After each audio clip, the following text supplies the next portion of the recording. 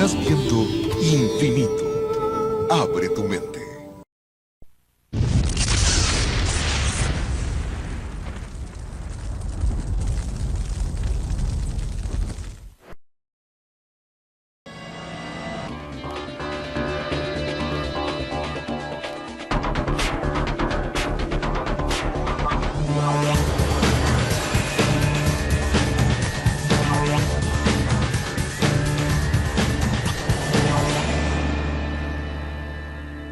Mundo de misterios.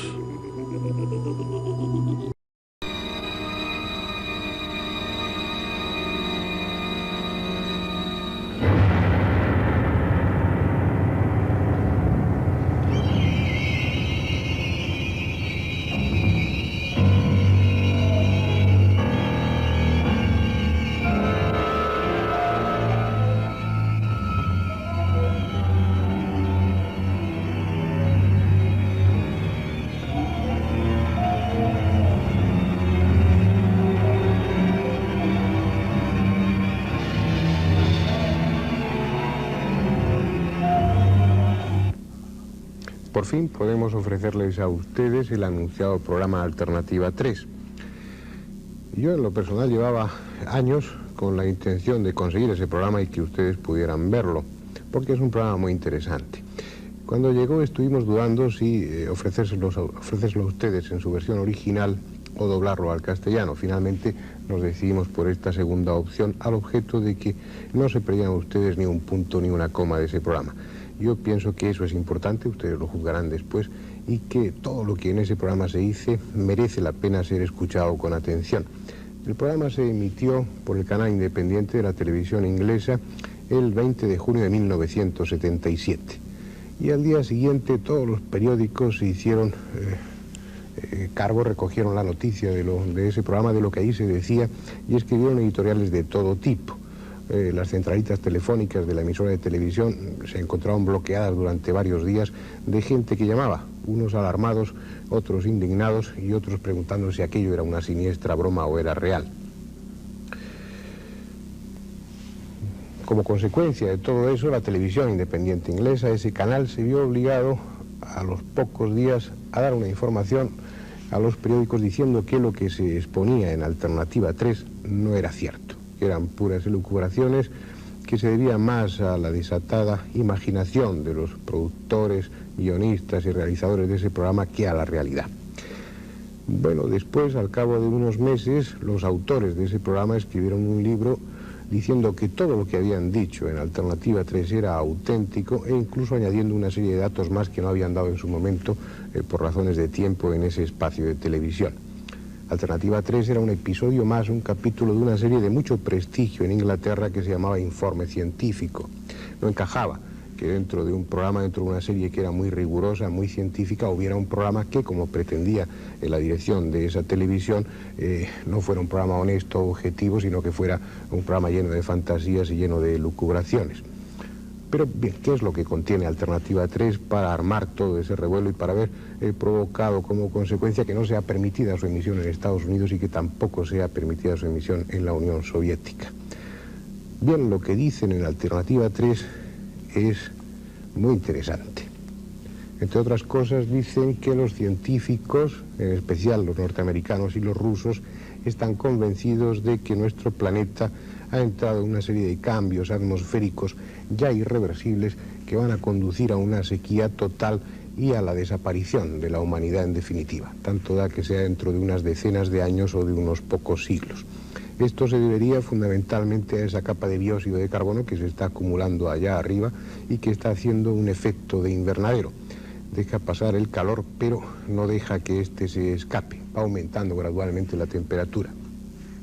Una vez convencidas las autoridades científicas de esta realidad más o menos inminente, plantearon alternativas. ¿Qué se podía hacer? Una de las alternativas era algo que aparece en los libros de ciencia ficción, que es hacer una sociedad hipogea, hacer una serie de cuevas, de instalaciones subterráneas en las que albergar aparte de esa humanidad, una mínima parte de esa humanidad para que continuara su evolución. Otra alternativa era bombardear esa capa de dióxido de carbono con bombas atómicas y producir agujeros por los que escapara la temperatura, por decirlo así. Eso ofrecía muchos riesgos, demasiados. También iba a agujerear la capa de ozono, que es vital para nosotros. Se desechó. Y había otra alternativa, la alternativa 3 precisamente, que es tratar de llevar a esa humanidad, aparte de esta humanidad, lejos del planeta, a otro planeta, ni más ni menos. Lo que viene a decir alternativa 3, aportando sus pruebas, aportando entrevistas y el testimonio de personas con un gran peso específico dentro de lo científico, es que rusos y americanos están llevando un programa espacial paralelo al que cada uno de ellos exhibe a los medios de difusión, un plan secreto que tienen una base en la Luna desde la que están lanzando cohetes, expediciones a Marte, que Marte sí es habitable y que hay unas cuantas bases allí con más de una persona que pertenece a distintas ramas de la ciencia o incluso del arte. Esto es tremendamente, yo diría que increíble, pero si uno analiza despacio las circunstancias en las que nos vemos envueltos y si uno empieza a mostrarse suspicaz, como hicieron los que realizaron el programa Alternativa 3, empiezan a encontrar cada vez más elementos de juicio que les permiten avanzar en esa hipótesis hasta llegar finalmente al convencimiento de que todo eso es verdad. Algunos de los testigos ya no están, como el astronauta Brodin, que murió en el año 1978, se suicidó, y es una de esas muertes extrañas que también rodean a todo ese tema de Alternativa 3. Por ejemplo, Valentine, que era un astrónomo, murió en unas circunstancias muy misteriosas, ni más ni menos que fue objeto de una cremación espontánea. Tuvo un accidente de coche y su cuerpo se quemó, literalmente se achicharró, apenas quedaron cenizas, mientras que sus ropas estaban ligeramente chamuscadas. Esa combustión espontánea sucede de vez en cuando, es como algo parecido a lo que sucede en un horno de microondas. Ustedes meten un pollo envuelto en algo, el pollo se cuece y sin embargo la envoltura permanece casi fría. Algo parecido es lo que le sucedió a Valentine, algo desde luego muy extraño. Y este Valentine fue el que proporcionó de una manera indirecta a los que realizaban el programa Alternativa 3 una cinta de vídeo sustraída a la NASA en la que se demuestra que rusos y americanos estuvieron en Marte nada más y nada menos que en 1962, exactamente el 22 de mayo de 1962, comprobando que la atmósfera de Marte es respirable. Esta, entre otras muchas cosas, es una de las piezas fundamentales con los que hicieron el programa Alternativa 3 vienen a demostrar que lo que ahí presentan es auténtico, es real. Esto significaría ni más ni menos que los ciudadanos de a pie, que ustedes y nosotros estamos siendo manipulados, que la verdad se nos oculta, que, por ejemplo, los tan traídos y llevados viajes espaciales son simplemente un escaparate, que detrás se está haciendo algo mucho más complejo. También se aportan algunas pruebas o al menos algunos indicios al respecto en el programa, y no es una idea nueva. Yo tenía por aquí apuntado lo que dijo James McDonald, un profesor de meteorología, director de física atmosférica en una universidad de Arizona, nada menos que en 1967. Y decía, en los medios de difusión, decía en un periódico de una gran tirada entonces, decía lo siguiente: las fuerzas aéreas de Estados Unidos han estado ocultando escandalosamente al público lo que en realidad ocurre en los cielos. Las investigaciones de las fuerzas aéreas han sido absurdas, superficiales e incompetentes. Y los científicos del mundo entero obrarían cuerdamente si dejaran de aceptar sus ridículos informes y empezaran a investigar el problema por su cuenta. Se trata de un problema que exige una auténtica investigación internacional. Eso se decía en 1967. Ya verán ustedes en el programa como ahora se podrían decir muchas más cosas que las que decía McDonald entonces. Bien, sin más dilación vamos a ver ya el programa Alternativa 3.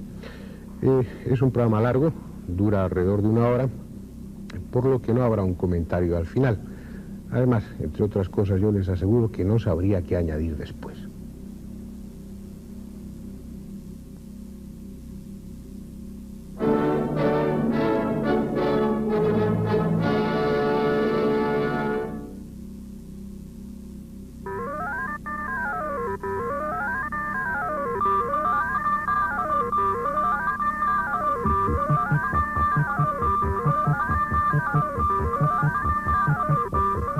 Informe científico. Alternativa 3. La verdad es que poco puedo decirle. Solo que Robert, mi hermano, había obtenido una beca para hacer algún tipo de trabajo allí. Es lo último que supimos. El no saber nada, eso es lo peor. Desaparecido desde el 9 de noviembre de 1975. Si ahora yo dijese que había notado algo raro en ella, sería en realidad una idea a posteriori. No había nada extraño en su comportamiento. Simplemente desapareció. Desaparecida desde el 30 de diciembre de 1976. No tiene el menor sentido. ¿Cómo puede alguien desvanecerse por las buenas en estos tiempos? Tenemos derecho a saber qué está pasando. Desaparecido desde el 22 de marzo de 1974. Estas personas a las que acabamos de oír han perdido a alguien que les era cercano. Un hermano, una colega, un hijo. Perdidos en misteriosas circunstancias. Desapariciones súbitas e inexplicables sin dejar rastro. Si se están ustedes preguntando qué tiene que ver este tipo de historias, por importantes y trágicas que puedan ser, con informe científico, tendremos que retroceder en el tiempo unos 18 meses, cuando empezamos a trabajar en otra película que examinaba la fuga de cerebros de Inglaterra. Esa película nunca llegó a completarse porque nuestras investigaciones nos llevaban por extraños e inesperados caminos que a su vez conducían uniformemente frente a un muro infranqueable. Un punto que se encuentra debajo de donde yo estoy, en el aparcamiento de la Terminal 3 del aeropuerto londinense de Heathrow. Iniciamos este informe especial con parte de esa película a cargo de nuestro reportero Colin Benson. La doctora Anne Clark, que trabaja en este edificio, pertenece a la joven generación de investigadores científicos ingleses. Su especialidad es la energía solar, y al igual que muchos otros en su situación, está considerando el unirse a la fuga de cerebros y abandonar el país. Bueno, se trata de una cuestión de medios. A la vista está. ¿Quién puede trabajar aquí? Es un desastre. Mire este edificio. Si yo y la gente como yo tenemos que hacer el trabajo para el que nos hemos preparado y que somos capaces de hacer, tienen que cambiar las condiciones.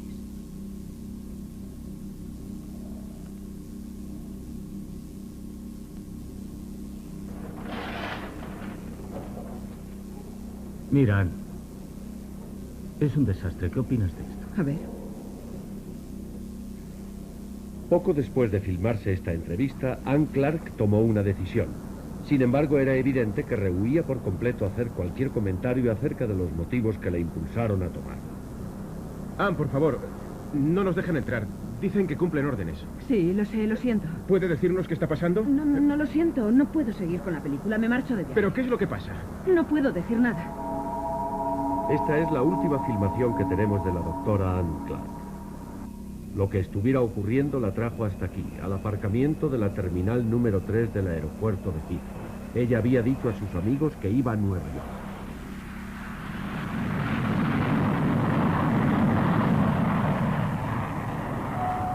British Airways to New York, flight 501. Pero no existe registro de embarque que indique que saliera de este aeropuerto ni ese día ni ningún otro. La única prueba de que ella estuvo aquí es su coche abandonado. Aparte de eso, nada.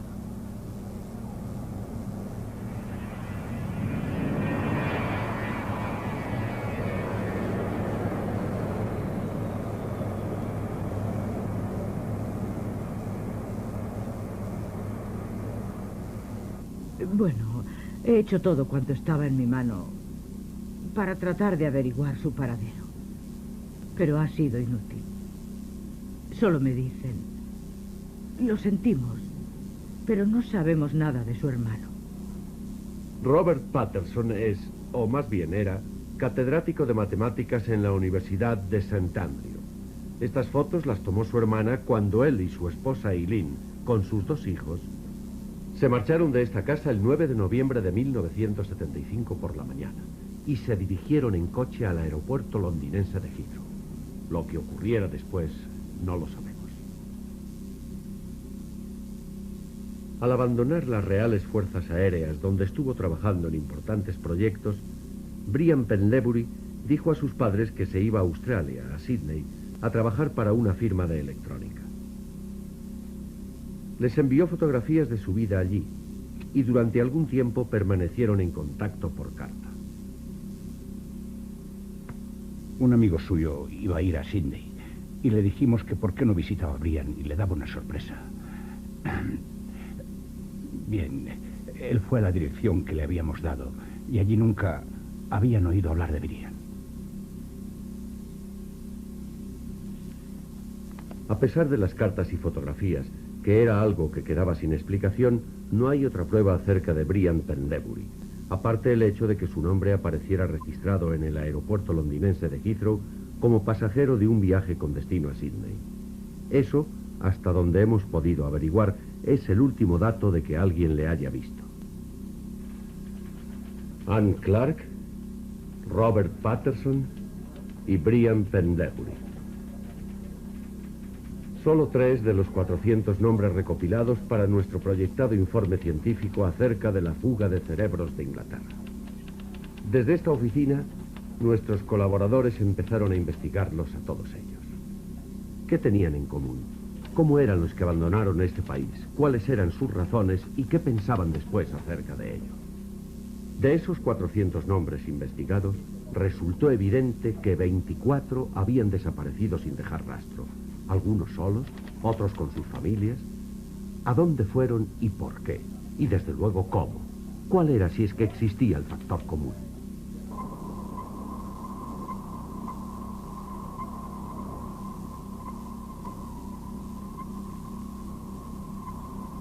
Este es el centro astronómico, donde, sin que nadie lo supiera en su momento, empezaba a desvelarse la segunda parte de nuestra compleja historia. Sir William Ballantyne, un distinguido astrónomo, partía para realizar un viaje que nunca completó.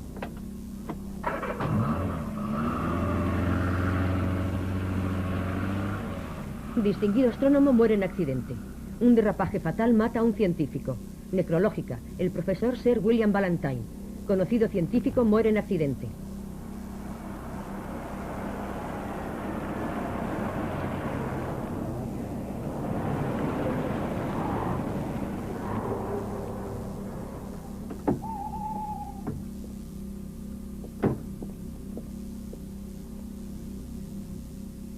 Algo serio preocupaba a Ballantyne.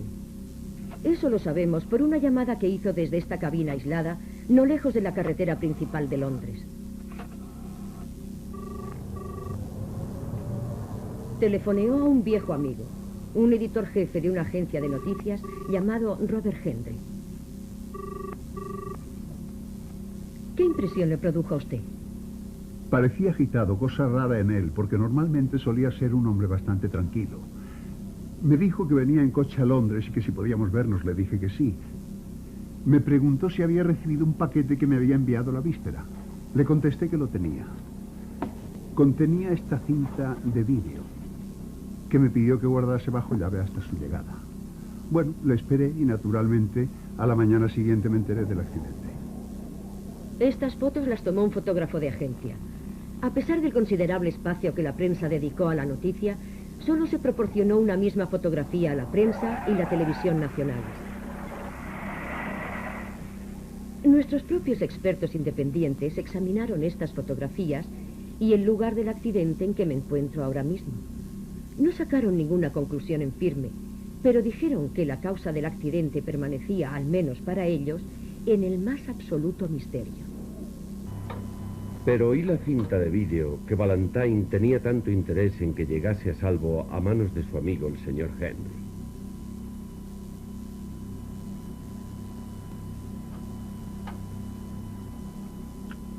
Aparentemente nada, ninguna imagen.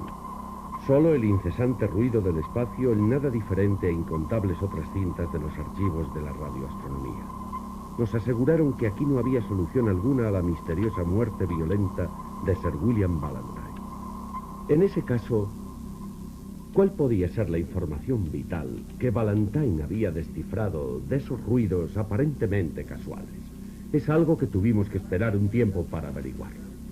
Mientras tanto, sin embargo, ocurrió algo que por lo menos al principio parecía ser una clave. Se recibió una llamada en estas oficinas de informe científico.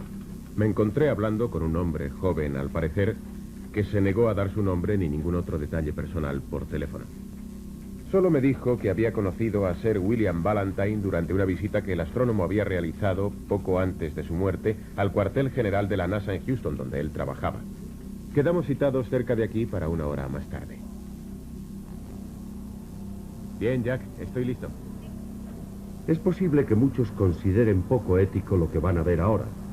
Sin embargo, creemos que a la luz del desarrollo posterior de los hechos, nuestra acción estaba justificada. Benson iba equipado con un pequeño transmisor para que pudiéramos registrar la conversación entre ellos, y colocamos la cámara oculta frente al mercado donde se había fijado la cita. ¿Colin Benson? Sí, hola. Hola. ¿Vamos a alguna otra parte? No, aquí está bien. Una pregunta previa. ¿Quiere llegar hasta el fondo en todo este asunto? Para eso estoy aquí. ¿Puede ayudarnos? Sí que puedo, pero lo haremos a mi manera, ¿de acuerdo? Muy bien. Vamos a andar un poco, ¿quiere? Siento parecer nervioso, pero es que lo estoy. ¿Nervioso? ¿Por qué? Me preocupa que me pueda pasar algo. Ya sabe, como Ballantyne. ¿Sabe usted qué fue lo que le ocurrió? Al menos el porqué.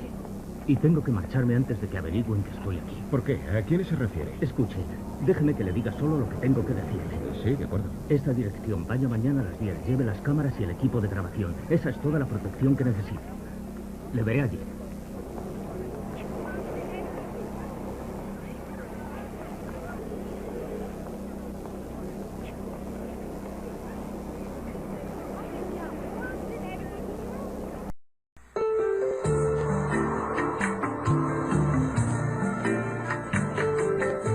Estás viendo Infinito. Abre tu mente. Y ahora, continuamos disfrutando de nuestra programación por Infinito, serial del nuevo milenio. Colin Benson llegó a la dirección que le habían dado poco después de las 10 del día siguiente, con un equipo de filmación. Aparca ahí. Vamos, daos prisa.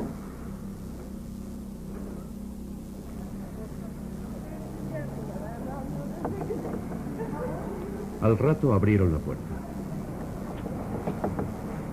Les mostramos la parte siguiente de la película completa, sin montaje, tal y como la rodamos aquel día.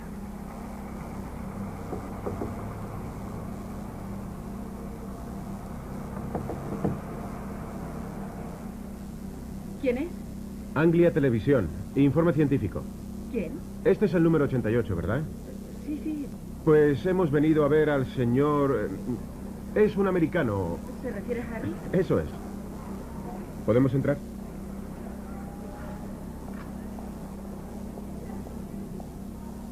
Está arriba. Gracias.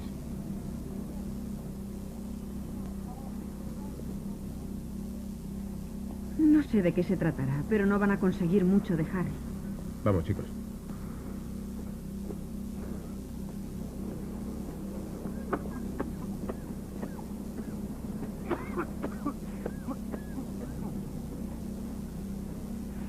¿Qué hay? ¿Quiénes son? Vienen a verte. Ayer. ¿Se acuerda? No. Déjeme en paz. ¿Qué le ocurre? Llévatelos de aquí. Váyase, por favor. Solo queremos hacerle una entrevista. Será mejor que se vaya. ¿Está drogado o algo así? ¿Pero qué drogado? ¿Qué dice? Contéstame una pregunta. ¡Harry! ¡Harry, por favor! Tranquilícese. ¡Harry! ¿Qué le pasa? ¡Por favor, Harry! ¡Tranquilízate! Fue la última vez que vimos a Harry, el misterioso americano, a pesar de que volvimos con la policía una media hora más tarde. Estuvimos vigilando esta casa durante varios días sin obtener resultado alguno. En otros sitios, sin embargo, piezas y más piezas de este extraño asunto empezaron a encajar. La gran sequía mundial de aquel verano no había tenido igual en la historia conocida. Los pastizales europeos de ordinario tan verdes se vieron convertidos en áridos campos de tierra. El ganado, incapaz de extraer humedad de la hierba, hubo de ser provisto de agua y alimentado con el pienso guardado para el próximo invierno. En Inglaterra ocurrió otro tanto, campos secos y míseras cosechas. En Francia, los incendios forestales incontrolados devastaron enormes zonas de bosque. No se veía el fin de la sequía. Enormes reservas de agua se desecaron y se tuvieron que llevar suministros a las zonas secas, algunas de las cuales apenas tenían agua para 20 días. El río Támesis alcanzó el nivel más bajo jamás visto. No cundió el pánico, solo un creciente sentimiento de intranquilidad de que lo que estábamos viviendo no era natural y que el clima de la Tierra estaba derivando hacia un drástico cambio. Melbourne, Australia, donde el río Amarillo quedó reducido a un arroyo polucionado en el que los peces y la vida acuática desaparecieron casi por completo. Las restricciones de agua aumentaron y se hicieron esfuerzos desesperados para salvar los raros y valiosos árboles del famoso jardín botánico de Melbourne. El norte de la India se vio atenazado por la peor ola de calor registrada en 50 años. En Bihar, la temperatura alcanzó los 48 grados centígrados. Miles de personas murieron y los daños en las cosechas y el ganado fueron inimaginables. El desierto africano amplió su extensión a expensas de la tierra fértil, destruyéndolo todo en su avance.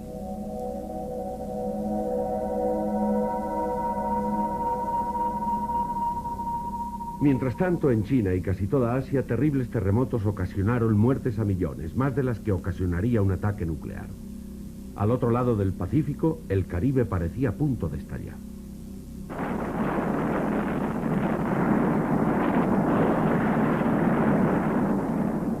Algunos volcanes que se creían extinguidos desde hacía miles de años cobraban vida de repente de modo terrorífico.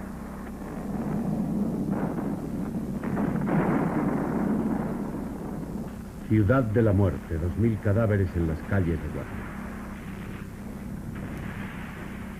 Masas de rocas desprendidas destruyeron siglos y siglos de historia en la Europa central.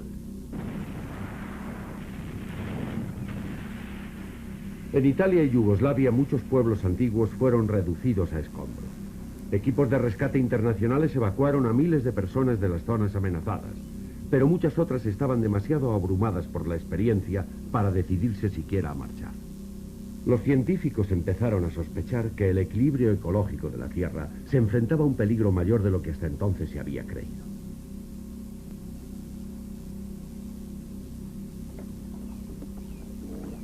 En la cumbre de la sequía entrevistamos en la Universidad de Cambridge a alguien preparado para ofrecernos el principio de una respuesta.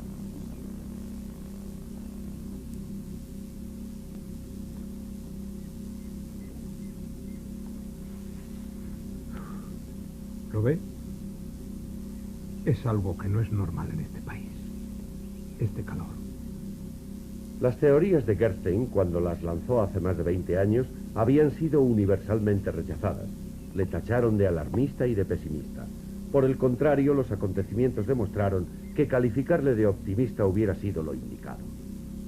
A finales de los años 60, la Tierra estaba ya tan atrapada dentro de una envoltura debida a su propia polución que el calor del sol y el de los procesos industriales experimentaban crecientes dificultades para disiparse. 10 años antes de la predicción de Gerstein, el notable efecto de invernadero, un espesamiento de la atmósfera exterior debido al aumento de los niveles de dióxido de carbono, se había convertido en realidad. A medida que la atmósfera se hacía más densa, se experimentaban variaciones extremas de temperatura, desde calores tórridos hasta fríos sin precedentes. Norteamérica padeció el peor invierno de que se tenía noticia. Los ríos se congelaron e incluso las grandes cataratas del Niágara se vieron detenidas. En muchas zonas el presidente Carter ordenó el estado de emergencia. Pero el más terrorífico descubrimiento que hicieron los científicos fue que el nivel de nieve no derretida del año pasado era el primer paso hacia una próxima e inevitable era glacial. Desde la conferencia de Huntsville en Alabama en 1957, mis ideas fueron por fin tenidas en cuenta por un pequeño grupo de físicos y de consejeros gubernamentales. Pero entonces, claro, ya era demasiado tarde. Profesor Gerstein, ¿puede decirnos qué pasó después de Huntsville? Lo habitual. Los políticos vinieron corriendo a nosotros como si pudiéramos parar las fuerzas de la naturaleza. Pero no podemos, les dije yo. ¿Por qué no hicieron algo antes? cuando todavía era tiempo. Dicho así, parece que no hay solución. Condenado calor. ¿Consiguió algo la conferencia? Hubo algunas discusiones secretas. ¿Puede contarme algo de eso? No, nada en absoluto.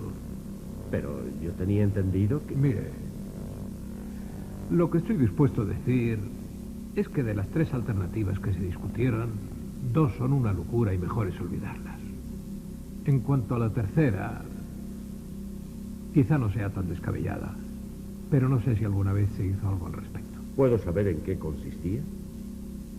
En el momento en que se filmó esta entrevista, Carl Gernstein se negó a decir nada más acerca de la alternativa 3. A lo largo de este programa les mostraremos cómo descubrimos esta información por nuestro propio esfuerzo. También veremos una importante entrevista con el antiguo astronauta Bob Grodin. Esta es una foto suya antes de posarse sobre la Luna. Bob fue uno de los que formaron parte del proyecto Apolo, a los que les fue difícil readaptarse a la vida de la Tierra. Pero ninguno tuvo tanta dificultad como él. Aquí le tenemos tal y como es en la actualidad. Solo han pasado 5 años. Se dice que en ello intervinieron múltiples factores psicológicos, los cuales a primera vista podrían justificar los cambios de personalidad, la inestabilidad y la ruptura de las antiguas relaciones. Pero ¿cuáles fueron en realidad esos factores psicológicos?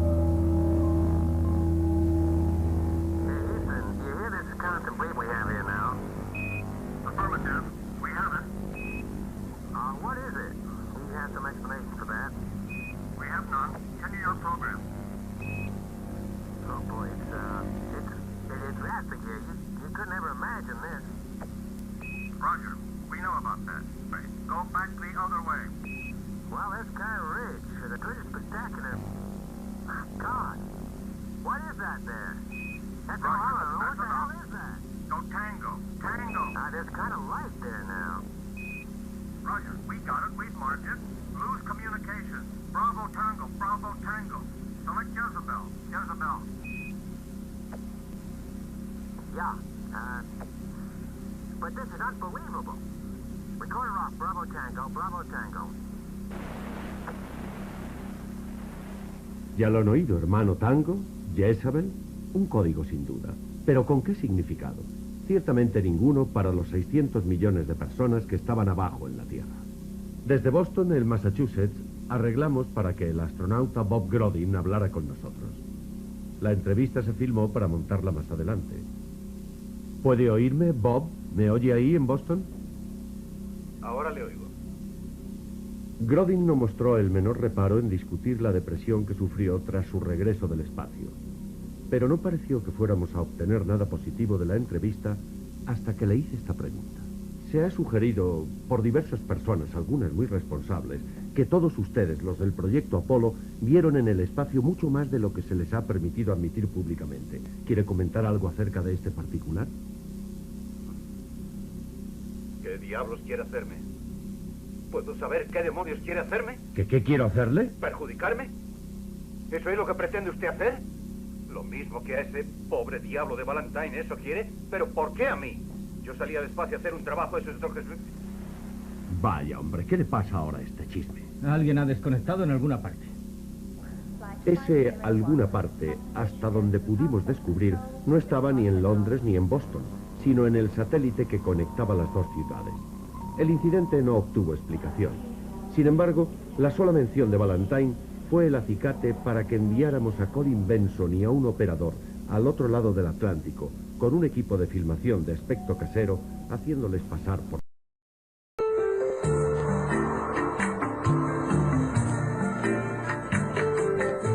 Estás viendo Infinito. Abre tu mente. Y ahora, continuamos disfrutando de nuestra programación por Infinito, serial del nuevo milenio.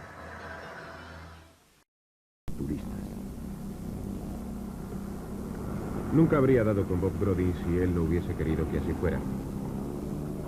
Pero echando mano de las pocas pistas de que disponía, llegué hasta el escondido chalet en el que ahora vive. ¿Quiere una cerveza? Sí, gracias. Annie, ¿puedes traernos 2 cervezas? Bien, ¿dónde prefiere? ¿Aquí fuera o pasamos dentro? Lo mismo da. Solo quisiera tener una conversación privada. ¿De qué tipo? Gracias. Te presento al señor Benson. Gracias. ¿Quién es Annie? No es mi hija, ¿entiende? Puede registrar eso. Muy bien. Una chica estupenda. La verdad es que... Soy afortunado. Hablamos de forma intrascendente durante 1 hora antes de que Grodin estuviese dispuesto a seguir con nuestra interrumpida conversación vía satélite. Su cerveza. Gracias. ¿Qué nos decía exactamente acerca de Valentine? Sí. Me acuerdo muy bien de Valentine. Se presentó en la NASA de improviso con una cinta que había grabado. Y se sintió muy deprimido cuando la pasaron por el jukebox. ¿Jukebox? El decodificador. Es fácil recibir una señal con un equipo adecuado, pero no se puede transformarla después. Si no se tiene el material de la NASA. Así es. Pero creo que alguien lo consiguió. Un joven. No recuerdo su nombre. ¿Podría ser este hombre? Sí, pudiera serlo. ¿Se le parece? ¿Le andan buscando? No, no hay nada contra él. ¿Lo que está usted diciendo es que mataron a Valentine por lo que descubrió en esa cinta? Bueno, yo no digo eso. Lo único que digo es que esos tipos murieron, y aunque no lo parezca, murieron del mismo modo. ¿Esos tipos? ¿Quiere meterme en un lío? Venga.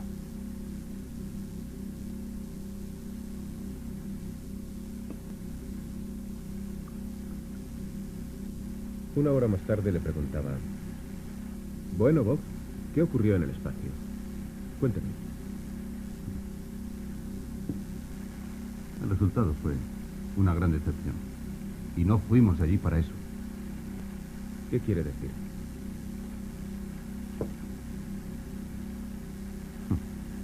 Con sus Apolos, con todas sus historias, están ocultando por qué nos mandaron allí. ¿Y esos canallas? Ni siquiera nos lo contaron, nada. ¿Pero qué era lo que pasaba? ¿Cómo voy a saber? Uno cumple lo ordenado, comunicarse con la base. Eso es lo que hice en el espacio. Uno se sube ahí y lo olvida todo. ¿Comprende? Olvidar. Voy a tomar otra cosa. ¿Le sirvo a usted? No, no, gracias. 3 horas después, yo seguía insistiendo. Tiene que contármelo, Bob. ¿Qué está pasando? ¿Qué fue lo que vio? Alunizamos en un lugar equivocado. Y estaba repleto. Y creíamos ser los únicos dando un paseo lunar. ¿Se está refiriendo a seres terrestres? ¿Cree usted que en Florida necesitan toda esa basura para mandar a 2 tipos ahí arriba a que se monten en una bicicleta? Eso no tiene sentido. ¿Sabe por qué nos mandaron allí? Para poder demostrar que somos los primeros en el espacio. No somos nada, créame. Absolutamente nada. ¿Sabe para qué fuimos? Para que ustedes sigan tan felices. Para que la gente deje de hacerse preguntas acerca de lo que está pasando de verdad ahí arriba. Bueno, se acabó. Fin de la historia. Este es el final. A su salud. A su salud. Annie. Recelos, temores, preguntas sin respuesta, tal vez asesinatos. ¿A qué nos enfrentábamos? De vuelta a Londres hicimos cuanto pudimos para investigar las declaraciones del astronauta Bob Grodin. Catherine White informa. El Instituto de Estudios Políticos Internacionales es un organismo no gubernamental con sede en Londres, en St. James. Fue creado pensando en el Pentágono y en el Kremlin, en sus indudables divergencias. He venido aquí para hablar con el profesor Gordon Broadbent, que ha escrito acerca de diversos asuntos entre los Estados Unidos y la Unión Soviética. Una respuesta concisa sería que no existen otras relaciones entre los Estados Unidos y la URSS, aparte de las que ya se han hecho públicas oportunamente. Tuvimos el celebrado encuentro espacial hace algún tiempo, que se presentó como un ejercicio aislado, y hasta donde yo sé, eso es lo que fue, más o menos. Tal vez esto nos aleje de los resultados reales.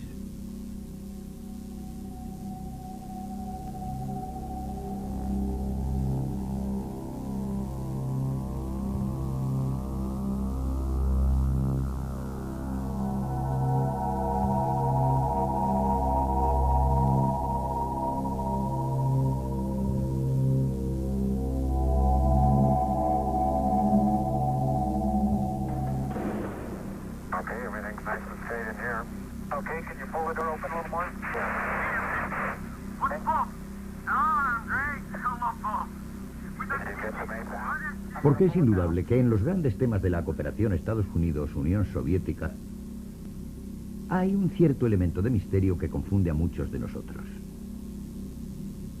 Por decirlo de un modo sencillo, no llegamos a entender cómo es posible que la paz se haya mantenido en los últimos 25 años. Incluso los expertos están confundidos. Pero también, y por una vez, estamos de acuerdo. Está probada la creencia popular en la existencia de un equilibrio en el poder nuclear, y eso es una utopía. Y cuanto más lo piensa uno, menos sentido tiene. Hay demasiados desequilibrios, especialmente contemplado desde la perspectiva de la historia. Entonces, ¿cuál es su explicación? Lo que nosotros creemos sinceramente es que a los niveles más altos de la diplomacia, entre el este y el oeste, hay un factor operativo del que no sabemos nada. Y muy bien pudiera que este factor desconocido fuera una operación en el espacio de gran magnitud pero secreta. En cuanto a la razón que pueda haber tras ello, bueno, no tenemos por qué especular. T-minus, guidance is internal. 12, 11, 10, 9, 6, 5, 4, 3, 2, 1, 0. All engine running. Liftoff. We have a luminance past the hour.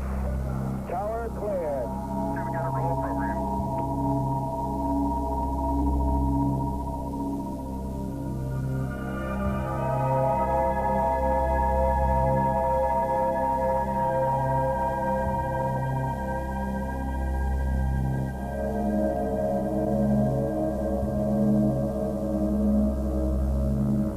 He ahí el enorme impulso necesario para sustraerlos al poder del campo gravitatorio de la Tierra y, en palabras de Grodin, poner a dos tipos en una bicicleta sobre la superficie de la Luna.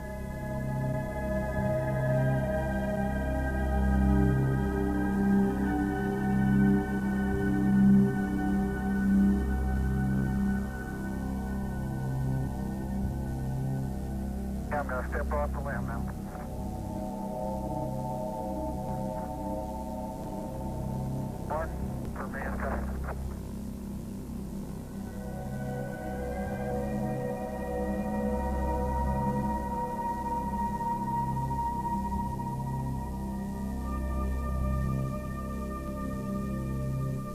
Pero supongamos que esa inmensa energía no tuviera que usarse y casi agotarse en solo llegar al espacio, sino que pudiera iniciarse desde el exterior. ¿Qué clase de viaje nos permitiría eso? Obviamente podríamos llegar más lejos con menos energía o mandar una nave mayor. De hecho, la única manera posible de considerar el viaje espacial a esta escala es mediante esta clase de lanzamientos previos. Por ejemplo, desde una plataforma en órbita alrededor de la Tierra. ¿O desde la Luna? Sí, claro.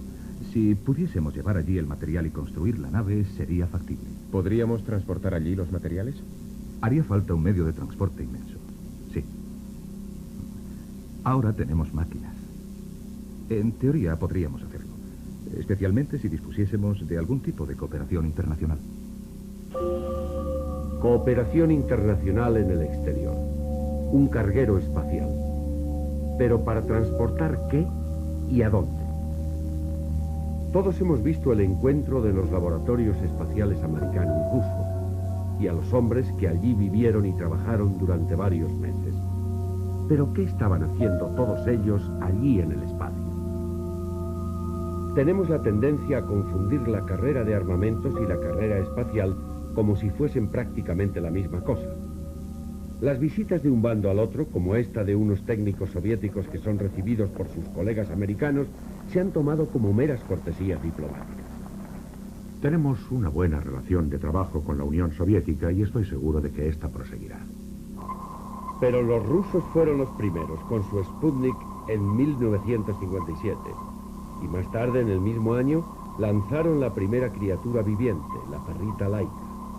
Luego, 3 años después, dieron el paso gigantesco enviando al primer hombre al espacio, Yuri Gagarin. Y más tarde, la primera mujer, Valentina. La urgencia porque el primer hombre sobre la Luna fuese un americano la provocó el presidente Kennedy. Fuimos los primeros en inventos modernos y los primeros en la energía nuclear. Y esta generación no piensa quedarse a la zaga en la era espacial que se avecina. No pretendemos solamente ser parte de ella, sino que aspiramos a estar a la cabeza. A finales de los años 60 pareció que los rusos simplemente lo habían dejado, que habían abandonado sus intentos. Y hoy aquí Cabo Cañaveral está prácticamente abandonado, convertido en un desierto de acero y hormigón. El más ambicioso proyecto de la historia de la humanidad parece haber caído en el olvido. ¿Hemos de creer entonces que con esto se acaba todo? De los 2000 lanzamientos que se hicieron desde la Tierra al espacio, el 60% los llevaron a cabo los rusos. Aquí tenemos la superficie lunar en su cara visible para nosotros. Las banderas indican alunizajes de naves americanas y soviéticas. Entre las naves espaciales rusas estaba el Vostok, que supuestamente no se pretendía que llegara a la Luna. Pero en 1972 se grabaron estas imágenes y esta conversación de Grodin con el control central.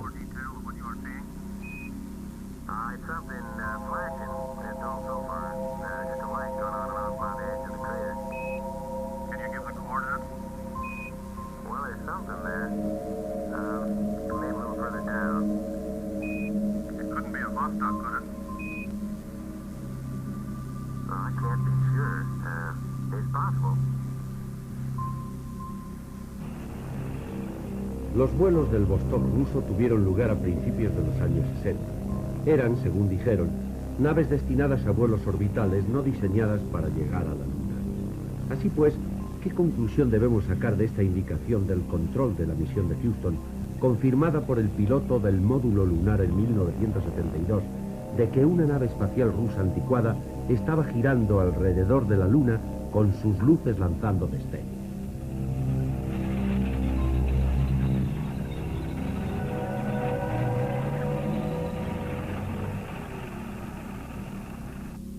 Los rusos fueron los primeros en la Luna con su cohete no pilotado que alunizó aquí, en el 59. Aquí, exactamente 10 años después, alunizó Neil Armstrong.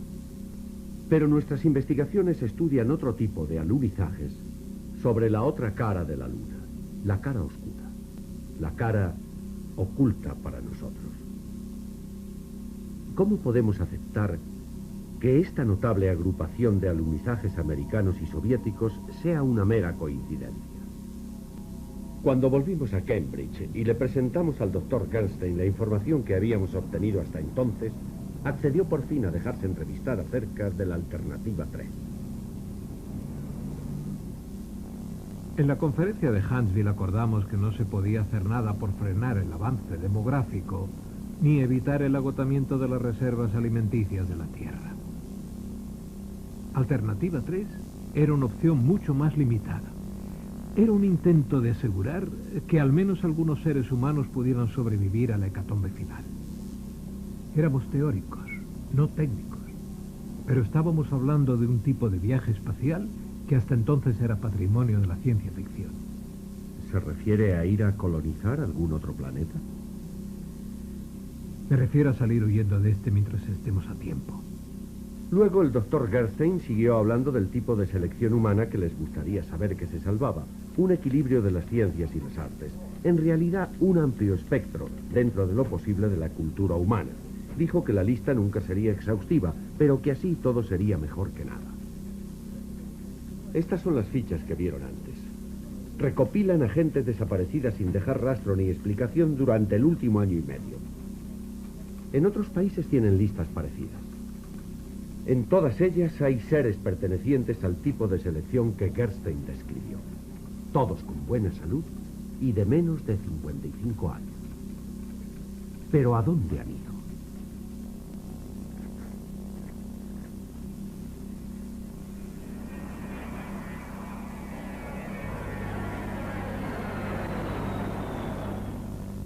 Aquí hay una fotografía de un planeta supuestamente muerto, el más cercano a la Tierra.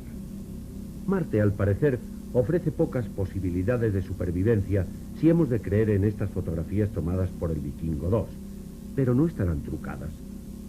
Charles Welburn, en persona, parece sorprendido de que los americanos, después de haber gastado tanto dinero para poner ese artefacto sobre la superficie de Marte, lo hayan equipado solo con una cámara únicamente apta para enfocar hasta un máximo de 100 metros. ¿Cuál es la respuesta? Bueno, no podemos olvidar que todas estas fotos han llegado a través de la NASA, que nos las ha facilitado a nosotros. Si dicen que es Marte, tenemos que creerles. Ocurre lo mismo con el sonido. No oímos todo lo que se decía entre el control de la misión y la nave espacial. Había un segundo canal. Lo llaman el canal biológico. Oficialmente es solo para informar de las constantes vitales. Pero en realidad es el canal que utilizan cuando tienen algo que decir y no quieren que le escuche el mundo entero. Por supuesto, eso podría ser un decorado de cine. Pero vamos, por el amor de Dios. El Mariner 4 se acercó lo suficientemente a Marte para enviar las mejores fotos de su superficie que hemos visto hasta ahora. Pero, ¿era toda ella así? Marte ha sido siempre una fuente de fascinación para la humanidad y un misterio. En los albores de la astronomía se creía que Marte tenía canales construidos artificialmente, lo cual sirvió de prueba de que había vida inteligente en el planeta. Pero más adelante esta teoría fue descartada. Y así en su lugar tuvimos la imagen de un planeta árido, inhóspito, en el que era imposible la supervivencia de cualquier tipo de vida. Luego, más adelante, se aventuró otra teoría muy interesante. Se daba por supuesto que había existido vida en Marte y que al empeorar las condiciones climáticas o de otro tipo, cualquier ser superviviente habría entrado en un estado de hibernación, esperando la vuelta de condiciones más favorables. Incluso se sugirió que la atmósfera que había propiciado la vida pudo haber quedado atrapada en la capa superficial del planeta. Hubo un acontecimiento hace varios años que hizo que esta teoría pareciese convincente. Marte ha tenido siempre una envoltura nubosa cuya densidad ha ido variando en diferentes momentos hasta el cataclismo del que habló el doctor Gerstein, cuando la nube se espesó hasta un grado que nunca antes se había observado. Eso ocurrió y fue científicamente registrado en 1961. Era evidente que en Marte estaban produciéndose tormentas de proporciones incalculables. Cuando más adelante se despejaron las nubes, se advirtieron algunos cambios notables. Los casquetes polares habían disminuido de tamaño considerablemente y alrededor de las regiones ecuatoriales había una amplia franja de color más oscuro. Esto, se ha sugerido, podía ser vegetación. La teoría de Carl Gerstein era que esas tormentas podían haber sido causadas por una explosión nuclear dirigida desde la Tierra. Ese mismo año, los rusos sufrieron un fracaso espacial. Solo quedan los hechos, la causa se mantuvo en secreto. Un cohete estalló en su lanzamiento. Cientos de personas murieron y grandes zonas fueron devastadas. ¿Qué trataban de lanzar los rusos? ¿Y en ese caso lo consiguieron? ¿Llevaba el cohete algún ingenio nuclear que fue el causante de la devastación producida? ¿Pudieron los rusos en el segundo intento lanzar otro ingenio nuclear sobre Marte que produciría los cambios dinámicos registrados en 1961? Hace 48 horas, Catherine White estaba en su despacho en la oficina de producción. Como medida cautelar se grababan todas las llamadas que entonces se recibían. Aquí informe científico. Diga. ¿Podría hablar con Tim Brighton o con Colin Benson? Ahora mismo no están aquí. ¿Quién llama, por favor?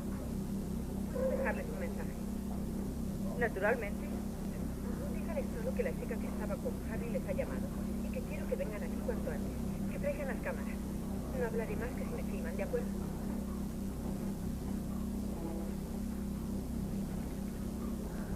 ¿Qué le pasó a Harry? No lo sé. Ellos me amenazaron que ¿Quién si les se lo dijo? contaba a ¿Quiénes son ustedes... ellos? Escuché. Harry quería que recibiesen esto. No tengo ni idea de lo que es. Por favor, tienen que conseguirme un lugar para esconderme. No se preocupe, lo haremos. No tengo ni idea de lo que es ni para qué sirve. Es un circuito impreso. Dijo que tenían que conectarlo a un... IC... Algo así como a 40. Y que se consigan un jukebox. ¿Significa algo eso? Sabemos lo que es. Harry dijo que tienen que... volver a poner la cinta de Valentine. Eso está. Conectamos el circuito impreso y pusimos otra vez la cinta de vídeo que Sir William Valentine había mandado a su amigo John Henry poco antes de su muerte. Esta vez obtuvimos una imagen aceptable que van a ver ustedes tal y como nosotros la vimos.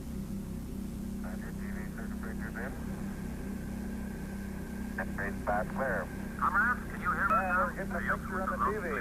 We're getting a good picture here and can make a detail. How is it with you? Fine here, Houston, Roger. Stand by to scan. Can you divide? Quiet, please, your attempt. Photography, remote control, sequence, camera for scanning.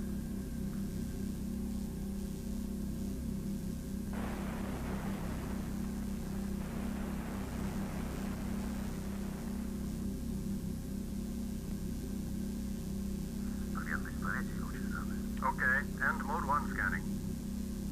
Stand by and move on. Standing by. Roger, standing by. Hey, isn't that an old riverbed? Can you verify that, Curatam? Roger, Houston, we saw that. Кажется, гораздо более живой, чем это первый думали. Stand by for readings, Houston. Diversas conversaciones se entremezclaban en ruso y en inglés, y entre ellas se facilitaban datos. Temperatura 4 grados centígrados. Velocidad del viento 21 kilómetros hora sudoeste. Presión atmosférica 707,7 milibares.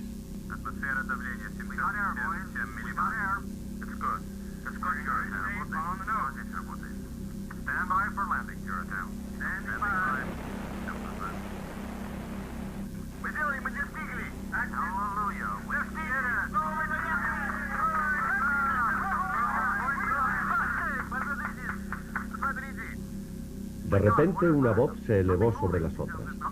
Dios mío, ¿qué es eso? Algo se está moviendo.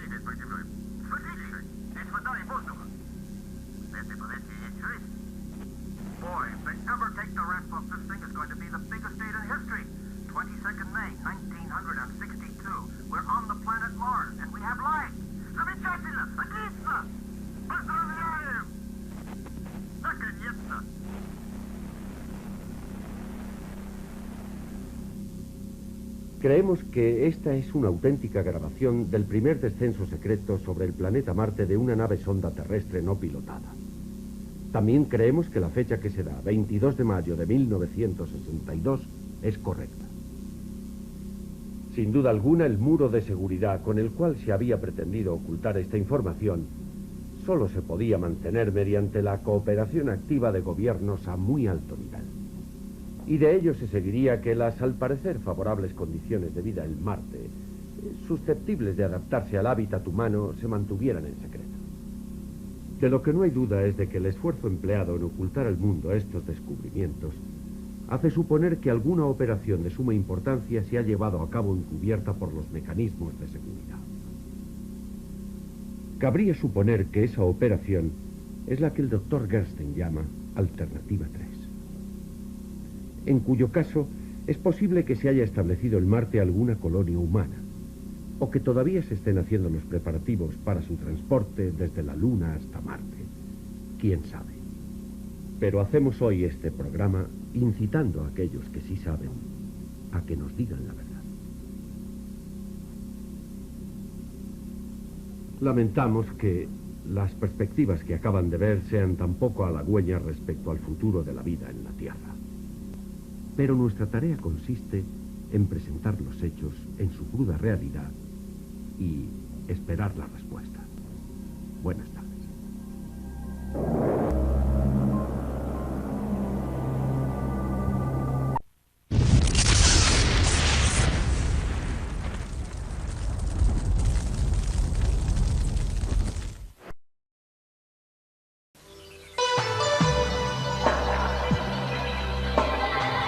Usted está viendo Infinito. Infinito, señal del nuevo milenio.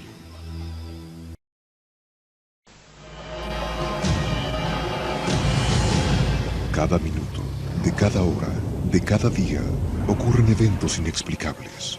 Incidentes, fenómenos, encuentros, ritos, experimentos. Cada día, cada hora, cada minuto, cada 60 segundos, se revela una vida llena de misterios. Ahora un canal trata de dar luz a todo. Un canal que indaga los misterios del universo. Un canal que se aventura en territorios desconocidos. Un canal que explora las preguntas que definen nuestra existencia. ¿Estamos solos en el universo? ¿Existe la vida después de la muerte? ¿Quién construyó las pirámides? ¿Se puede predecir el futuro? ¿Podemos mover objetos con nuestra mente? ¿Existe el infierno? ¿Se acabará el mundo en el año 2000? ¿Es la historia una gran mentira? Para cada pregunta hay una respuesta, pero ¿hasta dónde estamos dispuestos a llegar para encontrar la verdad? Desde Machu Picchu al Chupacabra, desde los aztecas al zodíaco, desde los extraterrestres a los ángeles. Esto es Infinito, un viaje hacia lo desconocido, una exploración de lo inexplicable. Ningún lugar es muy remoto, ninguna pregunta muy extraña, ningún misterio está fuera de nuestros límites. Escuche lo inesperado, descubra lo oculto, experimente lo desconocido. Infinito, señal del nuevo milenio.